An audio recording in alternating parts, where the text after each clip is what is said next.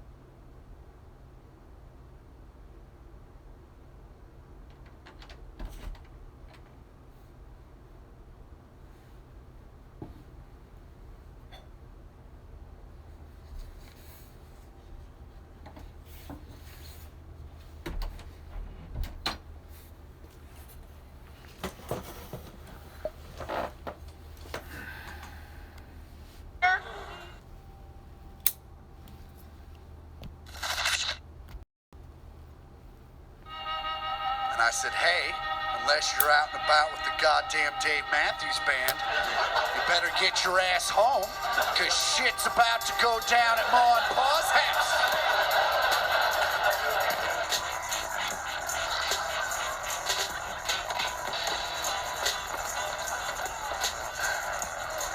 Welcome to This Is Not Happening.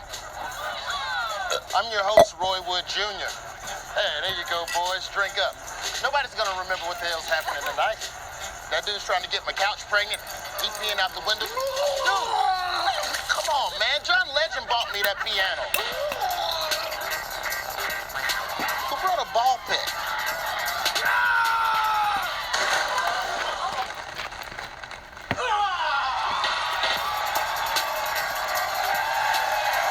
You know him from his 1-hour special on Hulu, Ugly and Angry. Chris Porter, everybody. My dad through a lot of shit, and this story is about that. I never put him through much as a kid, but as an adult, when I come home, where I haven't lived for 12 years, it's a bit of an event, and we like to party. And sometimes my dad gets caught up in the crossfire. Through a bunch of weird experiences, I become friends with Justin Verlander, who's a pitcher for the Detroit Tigers. Yeah, he's not here. The Tigers were in town playing the Royals, and they had a night off. So Justin and I went out for some drinks. While we were out, he said, hey, man, I think I know that girl over there. I think she's an actress. I'm pretty sure my girlfriend and I saw her in a movie last month. I should go get my picture taken with her, send it to my girlfriend. I said, hey, man, we're in Kansas City. No fucking way that chick's an actress.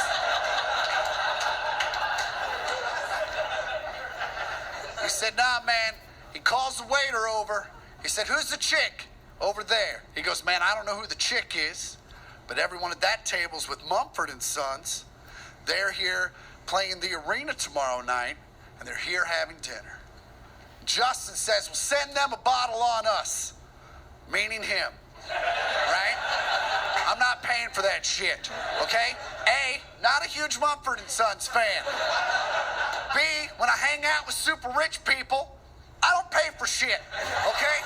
Sorry, you fly private, you're buying my shit, right? If he pays for my shit, it doesn't even show up on his register. If I pay for my shit, I can't buy shoes next month, and I'm gonna be pissed. So he sends them a bottle. They come over to say thank you. Turns out it's not Mumford & Sons. It's just Ann Sons. All right? I don't know where Mumford was, but he wasn't there. I assume he was back at the hotel writing a song that at some point goes, huh? So Ann Sons come over, start talking to the Detroit Tigers. I'm not really involved, so I kind of tune it out.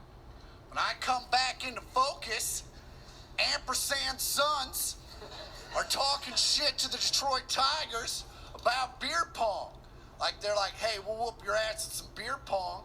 And the Detroit Tigers are like, we get paid very handsomely to put balls places.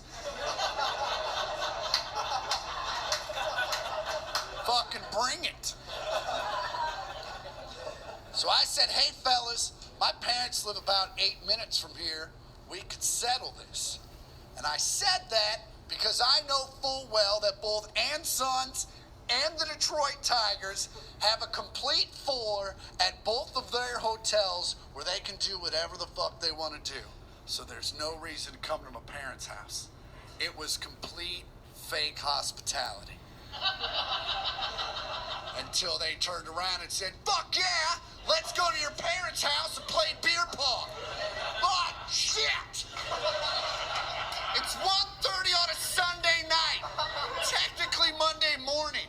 My parents aren't gypsies, all right? They got real jobs with real responsibilities that start in about 4 hours. But I also can't look at these dudes and be like, you guys, my parents. So I just said, fuck it, let's roll the dice, see what happens. So we start leaving. About the time we're heading out, my sister texts me and says, hey, I'm out and about. If you get home before I do, will you walk my dog? And I said, hey, unless you're out and about with the goddamn Dave Matthews Band, you better get your ass home, because shit's about to go down at Ma and Pa's house.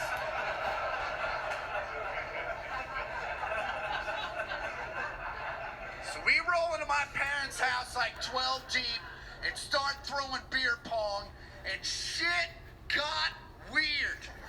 Like, weirder than I've already described. Like, my sister, who's 30, ended up in her prom dress. Like, I don't know. I don't know how that happened. God bless her for still being able to fit in it, but also, the fuck, right? So, at one point in the evening, I decided I needed to step out and smoke some weed. Ann Sons come with me. But since it was the middle of the season, the Detroit Tigers could not partake, so they had to pretend like it was the playoffs and watch.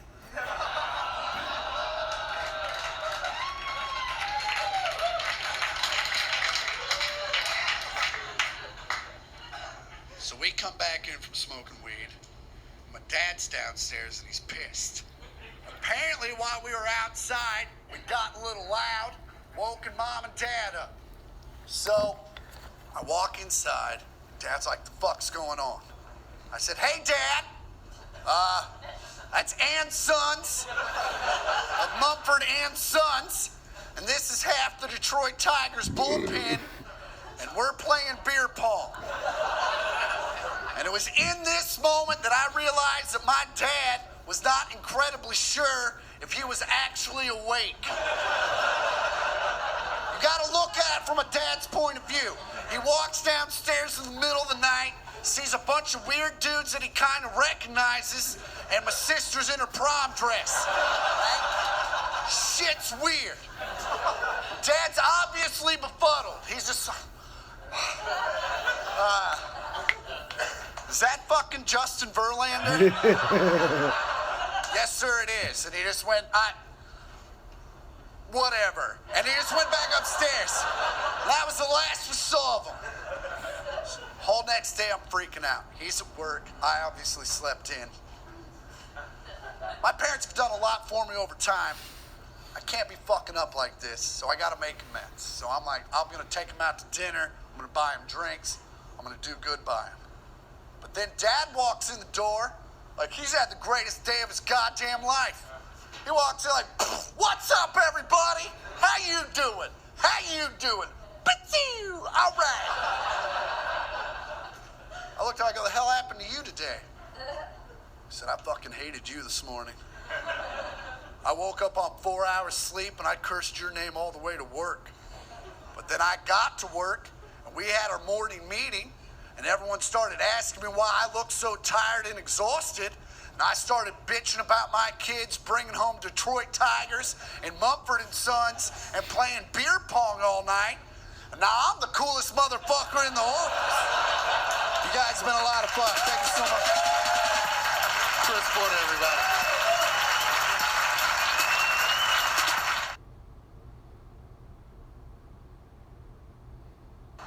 Want to play? I spy something brown. That bald eagle.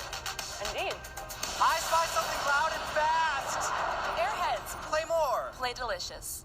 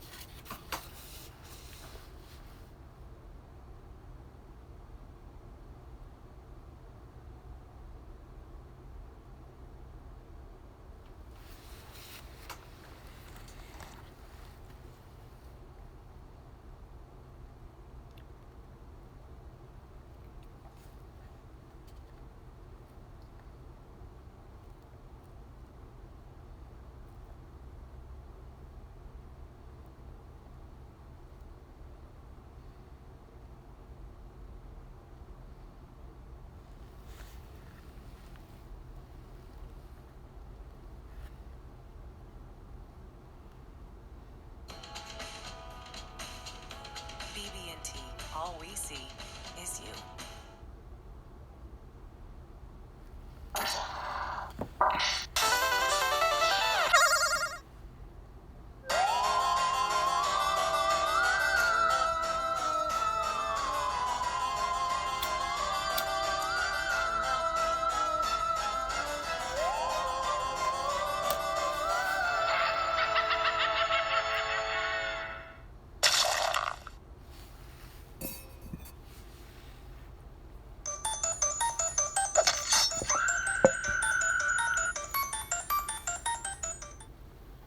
It's October.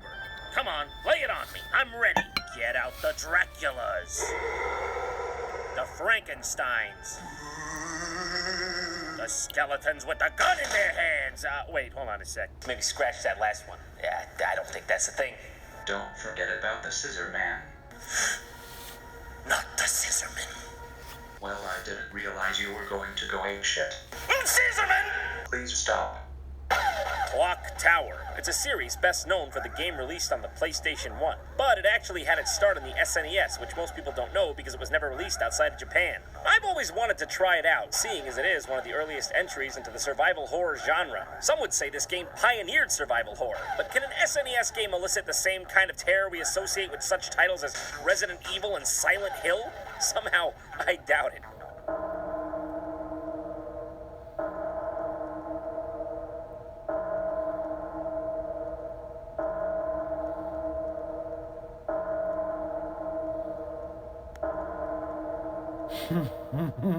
Clock Tower? That's not very scary. Oh, God! Raised in the Granite Orphanage, Jennifer and her friend Z Ooh, typos. Already getting scary. We're wanted as adopted daughters. Yes, I'd like to adopt the two of them like puppies from a kennel. After all, anything can be bought and sold for the right oil. It happened in September. A bit of a missed opportunity if I'm saying so myself. I mean, the scary month's just won over. Oh, that's the one! From now on, what kind of place will we be living in?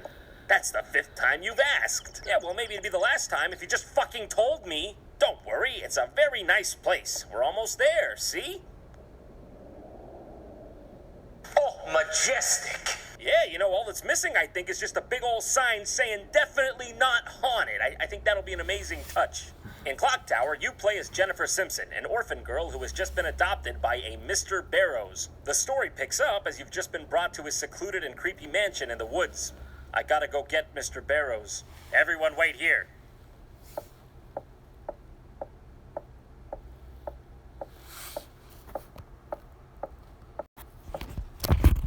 You think you can maybe give me an ETA on that?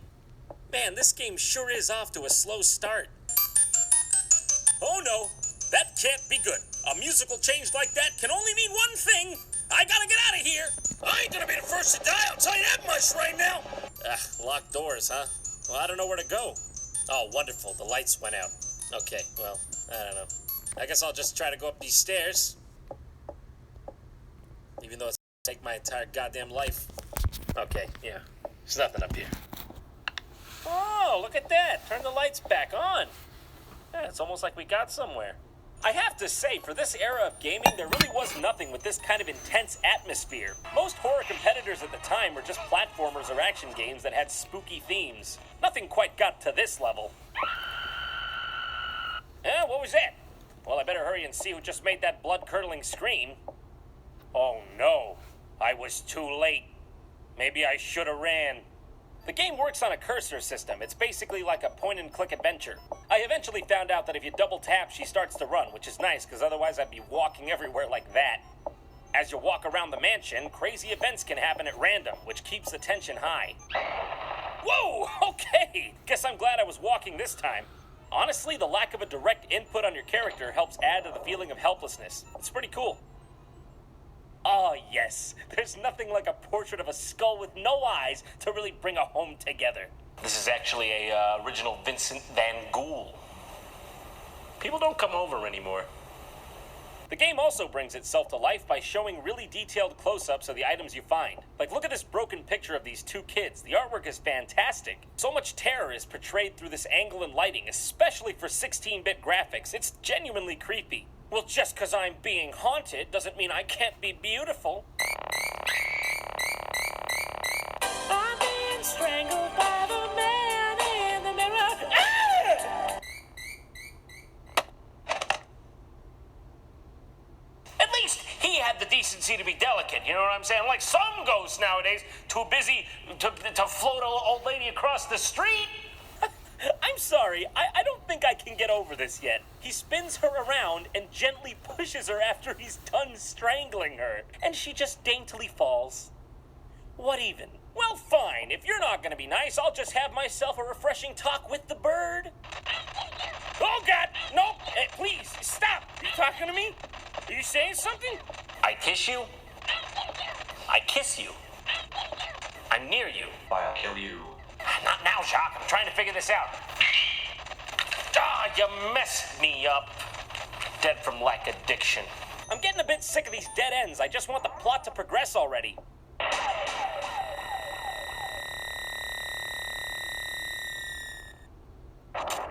Scissorman. You know, I'm having second thoughts about this adoption. I think I'll give you guys a call. Oh my God, I am out of here! But then again, that did look like a bit like Angus Young. But then again, his signature doesn't mean anything if I'm dead. But, you know, I'm a huge AC/DC fan, so I think I'm gonna check one more time just to make sure it wasn't him. What is this person? Is this actually the main enemy of the game? After all this time, all this atmosphere, and our nemesis turns out to be Jay Leno in a schoolboy's body with a serious case of moldy prune face? And what's he using as a weapon exactly? That's hedge clippers. We're not getting around this. Jason had a machete. Freddy had a creepy claw hand. Scissor Man? He's got scissors. That's it. That's the end. That's where it ends. Edward Scissorhands. This is Edward Scissorman. What do? I better grab that shovel. No, wait. Get in the car and get out of here. No, even better. I'll hide up here. Ain't no way his stubby legs are climbing up this ladder. That's right. See you later, buddy.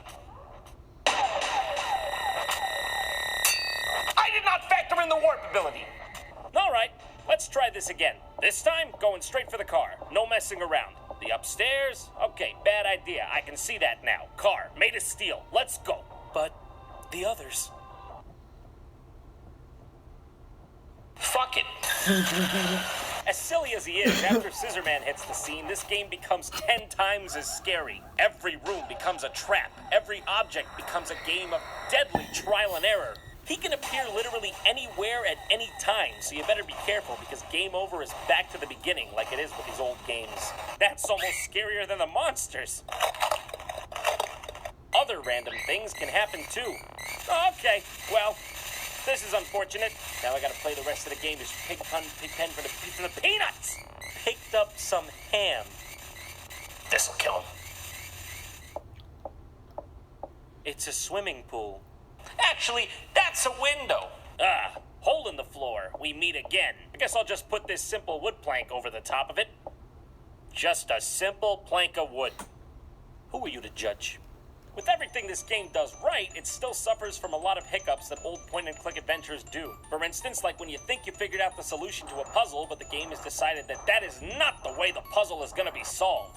Which, of course, leads to you having to backtrack and put a piece of ham in your pocket or something. Just some obscure, tiny object that you paid no mind to. All the way on the other side of the map is the key to progressing. Wouldn't it be funny if someone were, like, hiding behind the drapes like it was a horror movie or something? All right! Really? There, Scissorman, what are you, fucking 7? Actually, I think you are 7, aren't you? All right, checks out. Okay, well, maybe I'll just see what's behind these drapes. It couldn't be worse than that nightmare-inducing shit.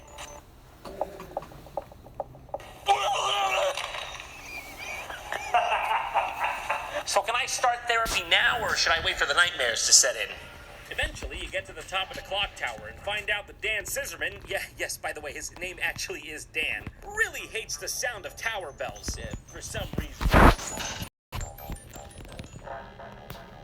Listen, even if you don't like the sound of bells, that was just a very poor route to take. Also, this lady backs off the cliff because some birds are bothering her. It's a story, folks. Remember that powerful scene from Star Wars where Emperor Palpatine backed off into the nebulous void because he was annoyed with some birds? I still cry. Listen, next time, you're getting adopted. I'm dead inside forever now. Man, I mean, that was so enveloping. I almost believed it was real, but it's all in the spirit of the holiday. I mean, it's good to sit back and remember that scissors don't actually exist. Oh, wait a second. What's this? But that's impossible. If scissors don't exist, how did someone clip out this article? It can't be. Oh, crap!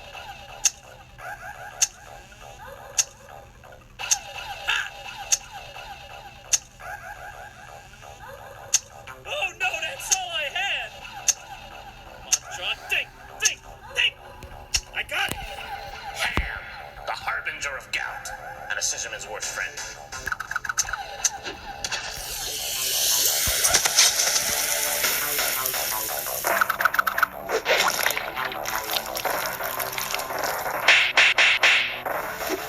Looks like you're out to lunch.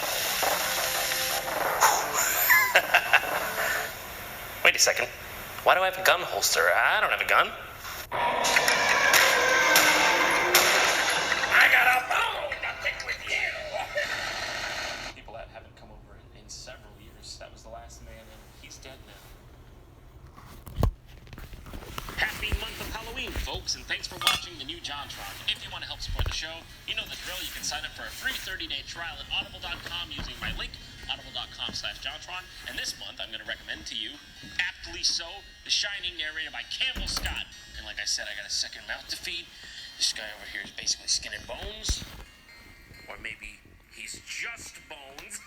Halloween! Let me show you the true terror of Halloween. This guy at the store was labeled as pumpkin with face. I don't know about you, but I think there's a little bit more going on here than pumpkin with face.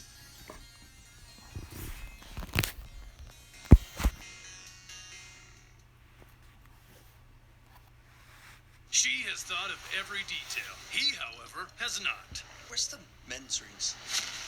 Just pick one from the bucket. Manly Bands has wedding bands for every kind of man. Go to manlybands.com. It's the easiest decision you'll ever make.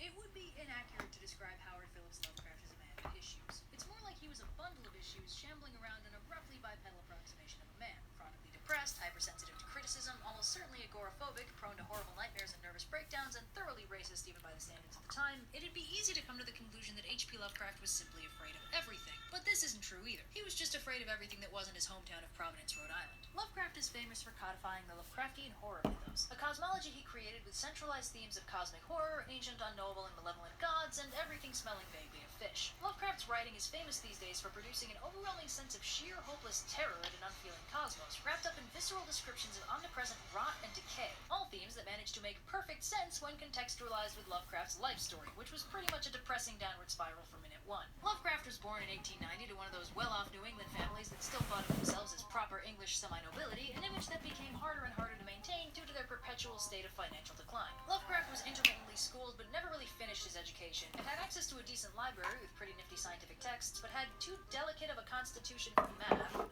and as such made no progress beyond the basics in any of his fields of scientific study, which explains his thorough misunderstanding of non-Euclidean geometry, non-visible light, and the concept of an air conditioner. His mother was institutionalized in 1918, but unfortunately we have no idea what was actually wrong with her because the medicine at the time had a tendency to exclusively diagnose women with hysteria, aka being a woman disease. When she died in 1921, Lovecraft took it really hard, got severely depressed, and started writing The Call of Cthulhu, one of the first stories that brought themes of existential horror into his developing mythos. Lovecraft's lack of marketable skills stopped being much of a problem for him when he married a breadwinner businesswoman in 1924, and moved into his wife's apartment in Brooklyn, which he hated more than anything, in large part because New York is one of those places where immigrants happen. Oh yeah, the racism. So Lovecraft's proper New England breeding was a major source of pride for him, and basically all of his stories have seriously classist and racist themes, with his heroes being well-educated white dudes with no phonetically transcribed accents, and his villains being literally everybody else. This being good old English racism, he cared less about skin color directly and more about breeding overall, so there's a number of white people bad guys too, albeit uneducated, inbred, and poor, but it's no accident a lot of his horror is derived from people crossbreeding with other races. Part of this might have been Lovecraft's clear and obvious discomfort and disinterest with all things sexual, but there's also a bunch of racism wrapped up in there. Lovecraft eventually got overwhelmed by the horror of the outside world and moved back home to Providence, lived on a dwindling inheritance for the rest of his life, and died almost completely unknown from intestinal cancer at age 46. Overall, an unpleasant life steeped in mundane misery and crippled by fear at every turn.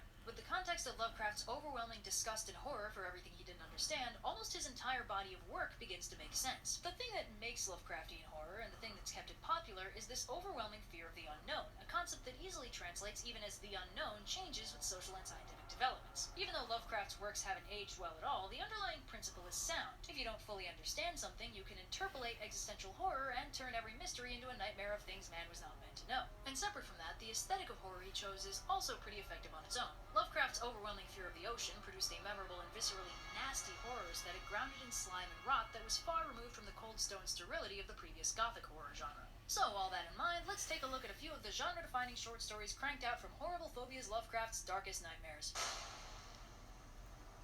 The Call of Cthulhu is framed as a first-person account from one Francis Wayland Thurston, whose venture into the unknown begins as he's going through the notes left by his great-uncle George Angel, a professor at Brown who recently died under mysterious circumstances. The notes describe a series of interactions between Angel and one Henry Anthony Wilcox, an artist and known airhead who's recently taken to dreaming of ancient sunken cities. An earthquake hit New England on February 28, and that night, Henry had this crazy dream that he was navigating an ancient, creepy city covered in green ooze and hieroglyphs, and from the depths of the structure echoed a very spooky voice saying something about Cthulhu in a language he didn't understand. Angel is disproportionately concerned about this dream, and asks if Henry is, by any chance, part of a cult. But Henry's just your average clean-cut New England artist dreaming of things beyond mortal ken. He comes in daily with new dreams, all in the same city, but sometimes different parts of it, and with the same spooky voice saying spooky stuff, until one day, March 23rd, when he doesn't come in at all. Because, as it turns out, Henry's become very sick and has been deliriously yelling about some giant monster. 9 days later, Henry abruptly gets better and stops having the dreams entirely. Angel launches an investigation, polling a large population for reports of what their dreams were like during the interval when Henry was all wonky. He discovers that salt-of-the-earth working-class folk were totally unaffected, sciencey types had the occasional nightmare, and artists and poets were almost incapacitated by their crazy nightmares. Many of them dreamt of the same city as Henry, along with the same ominous chanting he reported. Overall, the interval between February 28th and April 2nd saw a worldwide spike in madness, mania, and general unrest. That's pretty spooky all on its own, but it turns out Angel had asked Henry about cult activity for a reason. This wasn't his first run-in with the name Cthulhu. 17 years prior, in 1908, Angel is attending an academic archaeological get-together when hard-boiled New Orleans cop Inspector Legrasse crashes the party with an ancient and creepy statuette they recently confiscated from a particularly nasty cult, and they need to know what it means. The statuette looks like a weird, half-human, half-octopus, half-dragon thing. The archaeologists pass it around, but nobody can identify the culture of origin, and nobody can read the glyphs. The one dude claims he's dealt with a tribe of devil worshippers who seem to have worshipped a similar figure. When asked where the heck he got this statue, Legrasse explains they'd gotten some reports from some friendly swamp-dwelling New Orleansers that some seriously freaky stuff was happening in the swamp, and their women and children kept getting kidnapped. The cops went to the party and found a large number of very naked cultists dancing around a burning monolith with the statuette on top, surrounded by the extremely dead bodies of all those kidnapped swamp people. Oh, but don't worry, circa 1920s New England readers. I know you want to know the exact ethnic backgrounds and skin color of these cultists before you render moral judgment. Well, don't you worry, Lovecraft has you covered. We've got some Native Americans, some black people, some biracial people, some ethnically ambiguous folk thrown in for flavor, and basically everybody who's definitely not a white people. I won't say Lovecraft got subtler about his deep, abiding loathing and terror of anyone with a skin tone darker than Pantone 727, but this is probably the most all-inclusive it ever gets in his writing. Anyway, Lovecraft's charmingly diverse death cult explains that they worship the Great Old Ones, ancient gods who predate humanity and are currently dead, but still dreaming, and through their dreams can communicate with humanity, which is how they facilitated the formation of this ancient globe-spanning cult in the first place. The Old Ones are currently all preserved in the ancient city of Relay, which sunk into the ocean a while back, which makes it harder for them to psychically bump up with humanity. Cthulhu is the name of one of the Old Ones, specifically the one playing nanny to all the others while they're dead and waiting for the stars to align so they can come back. So our narrator Francis understands why Angel was so freaked out at hearing the name Cthulhu 17 years after dealing with the murder cult, but is pretty sure this must have been some kind of practical joke, and decides to start investigating on his own. Also, he begins to suspect Angel might have been killed by the cult, because shortly before he died, he bumped into a black guy.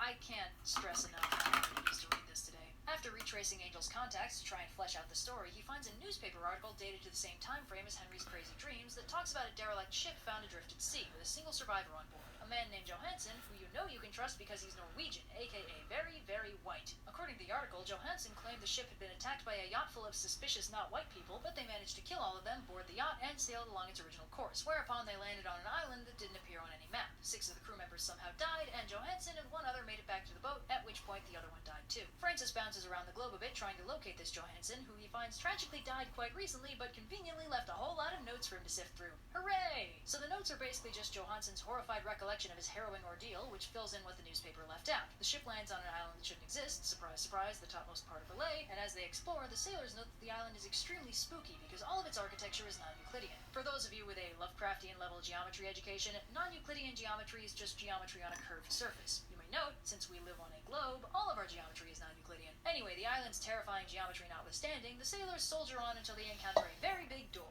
Following, I guess, video game logic, the sailors agree that opening this very big door sounds like a fun idea, and surprise, surprise, Cthulhu comes out. Way to do the cult's job for him, G. this is. So 2 of the sailors die of fright, 1 trips on a corner and trips through the map, and 3 of them get squished. Johansson and 1 other guy exit pursued by Cthulhu, and once in the boat, Johansson, brave Snow White Norwegian that he is, turns the boat around and rams the pursuing Cthulhu right in his big jelly face. It smells awful, there's jelly everywhere, but as the boat retreats, Cthulhu is seen pulling himself back together. Because if you could kill an elder god the same way you kill a rampaging Disney villain, most of Lovecraft's stories would have very different tones. Anyway, Johansson's hair turned white from the shock, his crew member looked at Cthulhu for too long and went crazy, and that's where the story ends. Relay evidently sunk back under the sea since the island is gone, and Francis wraps up the story by contemplating how now that he knows so much about Cthulhu, it seems likely that his evil death cult is probably going to be gunning for him any day now. Oh no! How will he be able to function in polite society if he's cripplingly paranoid that every not white person he runs into might be trying to... I'm just kidding, it's 1920s rural America, no one will notice.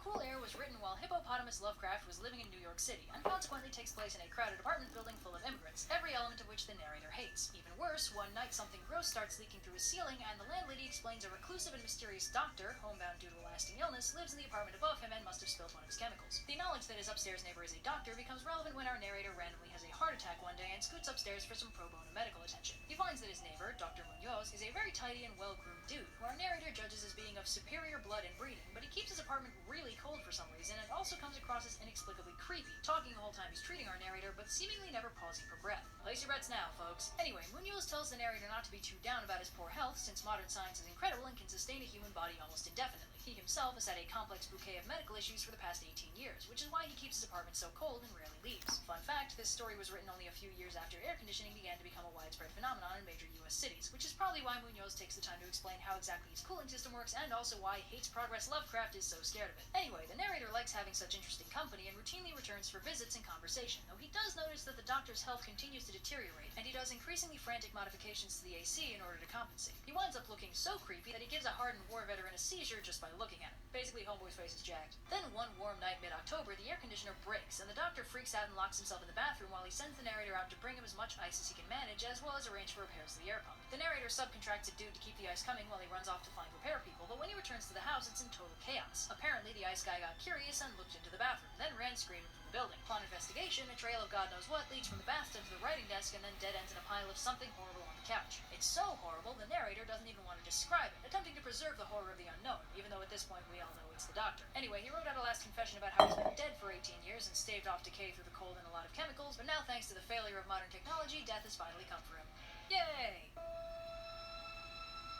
At this point, most of us learn the basics of the electromagnetic spectrum somewhere in middle school. You got that little zone of visible light, and then a huge amount of radiation our eyes can't perceive, from gamma rays up through radio waves. Since we can only see such a thin slice of the spectrum, our concept of color is very limited compared to the full spectrum of light, but it's kind of what we're stuck with. But if you told Lovecraft about the wide spectrum of light humans can't see, he'd get a funny look on his face, say something like, "You mean there exist colors that man has never seen? What might they be capable of?" And go write The Color Out of Space, a story about a color of demonstrably visible light that is nonetheless nowhere on the visible spectrum. This is what happens when you don't have the constitution for math. Anyway, the narrator of The Color Out of Space is a surveyor examining an area in the middle of nowhere, Massachusetts, because they're planning on diverting a reservoir there. During his meanderings, he comes to an area referred to as a blasted heath. It almost looks like it was burned, but nothing ever grew back. The trees around the edges are sick and rotting, the plants are all growing weird, there's an inexplicably creepy well in the middle, and the narrator wisely decides to head back to town and prompt some NPCs to fill him in on the regional lore. Conveniently, the area has a local old crazy person, always a goldmine of information in a Lovecraft story. This one named Amy Pierce, who's more than happy to regale him with colorful tales of horror. So the story begins with a meteorite crash landing by the well in the otherwise sedate and charming forest estate of one Nahum Gardner, a friendly farmer with an idyllically charming family. Some folks from the nearby Miskatonic University swing by to examine the meteorite and are surprised at its small size. Nahum says it's shrunk since it landed, and also it glows in the dark and hasn't cooled down since the impact. The Miskatonic folks attempt to break off some samples, but find the meteorite is soft like plastic and gouges rather than being chipped. They take it away for tests, then come back for more because the material is reacting very strangely to everything they do to it, and also vanished completely overnight. As they carve out another chunk, they hit a little bubble in the rock. It's a small embedded glob with a mysterious color, unlike any seen on Earth, and when they hit it with a hammer, it pops and disappears. The next day, they come back for more meteor, but find it's completely vanished. A storm blew in overnight and struck the rock with lightning over half a dozen times, and apparently that made it stop existing. Nahum is of course an instant celebrity on account of the magic rock, and as a bonus, all his crops are growing in really big and glossy. But when the time comes to harvest them, Nahum finds they're all completely inedible. They've got a nasty aftertaste, unlike any seen on Earth, and they have to scrap the whole crop. The animals around the farm also start growing weird. Nahum's family is on edge, and everyone's basically avoiding the farm with the quiet understanding that whatever the meteor did to it wasn't good. All the trees start blooming in mysterious colors, unlike any seen, and they seem to move on their own without any wind. The Gardner family basically holes up in the farm and has a collective silent nervous nervous breakdown. Nobody's even surprised when Mrs. Gardner goes crazy and gets locked in the attic, and also starts glowing in the dark. Just move away! All the plants in the area start turning gray and disintegrating, and though Pierce warns the Gardners that the well water started tasting suspicious, they keep drinking it anyway. Then one of the kids goes crazy and starts screaming about colors in the well, unlike any, and gets locked in the attic too. Then the crazy kid dies somehow, and the youngest kid vanishes when going out to get well water one night. After 2 weeks of radio silence, Pierce finally works up the nerve to see how Nahum's doing and finds him ill and delirious and very much alone. Pierce goes to check in on the wife and finds something indescribably horrifying curled up in the corner, leaking mysterious colors unlike any seen on Earth, and writes her off as pretty thoroughly dead. When he heads downstairs, he hears some pretty disgusting noises, plus a sploosh from the well outside. He also notices the house glows in the dark now, and finds a very disintegrating Nahum has dragged himself to the base of the stairs for some last-minute exposition. He explains that mysterious color, etc., is alive and living in the well, and is sucking the life out of everything around it. It came out of the meteor, those weird color globs were probably seeds, and they've been feeding on the family and their farm as they grew. Anyway, Nahum dies, and Pierce gets the heck out of there to report the deaths. He returns with some investigators. They investigate the well and find a whole lot of skeletons, including the 2 missing children, plus some weird spongy junk at the bottom, unlike any seen on. And then everything starts freaking out. The horses freak out, the trees freak out, everything starts glowing, and the crew wisely decide to vacate the area before anything else happens. As they exit the glow radius, they see a lot of mysterious colors, unlike erupting out of the well, and then the entire area lights up and the light blasts into space, leaving nothing but the blasted heat. But Pierce reveals one final scrap of horror. As the light left, he saw one weaker blob of light try and fail to escape the well before falling back in. It's still down there, which is why he's so spooked, and also so glad the area will soon be entirely underwater. Narrator guy, thoroughly creeped out, decides to never drink the water from this reservoir, and also briefly contemplates if Pierce is still being affected by the horrible color, and whether that would explain why he's never even left the area. If there's one thing Lovecraft hates more than not white people, it's the crushing existential terror he feels every time he leaves the house. If there's one thing he hates slightly less, it's low-class white people. This story is narratorless and takes place entirely in the rural Massachusetts town of Dunwich, an old town that smells bad and is generally creepy and off-putting. The story begins when Wilbur Whately is born on February 2nd, 1913 to Lavinia Whately, an albino, deformed, inbred woman who likes wandering the hills and hanging out in creepy stone circles. Her father is Old Whately, sometimes referred to as Wizard Whately due to his large collection of creepy occult books. As for who Wilbur's father is, well, that's not exactly clear, and Old Whately is being ominously cryptic about the whole thing. But this is Lovecraft cryptic, so it doesn't take a genius to put together from his mutterings that Wilbur's dad is something named Yog-Sothoth. Anyway, shortly after Wilbur is born, the Whateleys board up one of the sheds and also start buying a lot of cows, although oddly they never seem to have a lot of cows, and the ones they do have look really anemic and seem to have weird marks on their necks. Alright, place your bets everyone. So Wilbur grows preternaturally fast and can talk and walk at 11 months old, but he's also super ugly and goat-looking and really neurotic about never being seen naked. Also, dogs hate him, so you know he's evil. So Old Whately keeps doing house repairs, and at one point builds a big ramp up to the 2nd floor from the outside. This is also around the same time that locked shed gets opened. Now, the story pretends like this is a mystery, but we've all put together that there's something unspeakable in the shed, and Whately relocated it to the house. Got it? Good, moving on. So now the shed is empty, except for a horrible smell. Wilbur is 4 but looks 10, and is taken to carrying a gun to shoot any and all dogs that randomly attack him during his daily goings-on, in case you were wondering if you were supposed to like him. Also, people keep hearing mysterious sounds coming from the sealed-up 2nd floor of the Whately house. You know, where they put the horrible thing from the shed. What a mystery this is. Anyway, twice yearly, Wilbur and Lavinia do weird rituals on one of the nearby hills with a stone circle.